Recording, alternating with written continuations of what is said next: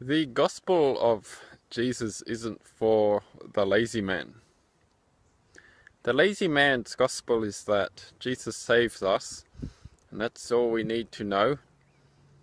And so the lazy person thinks they're saved and sealed, and they're definitely going to heaven, no matter what they do or say. That's the lazy man's gospel.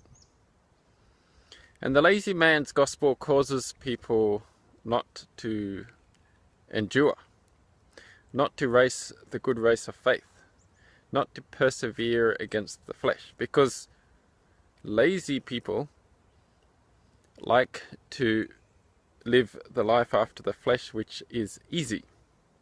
It's easy to not resist temptation. It's easy to go after temptation. It's easy to sin instead of resist and pray and be holy. Jesus said that the lazy, unfruitful servants will be cast into the outer darkness. We are warned by Jesus himself that many are called but few are chosen, and to strive to enter into the narrow way, not to mention the warnings from Apostle Paul to endure. And the words of Jesus, who said, "To those who endure, and because you kept my command to endure, I will give you the crown of life."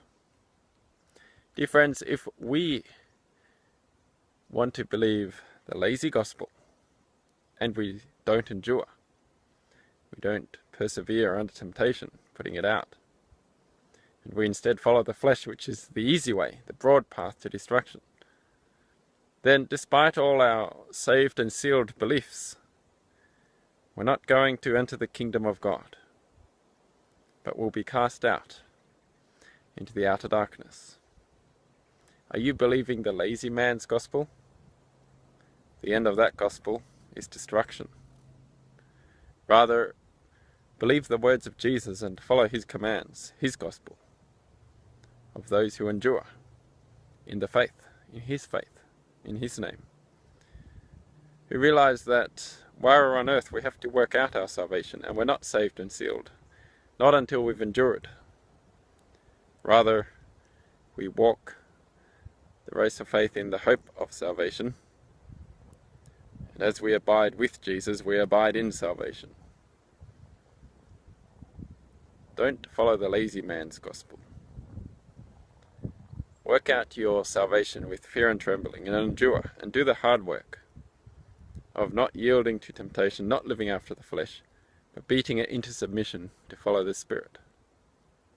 For that is the way to the kingdom of God.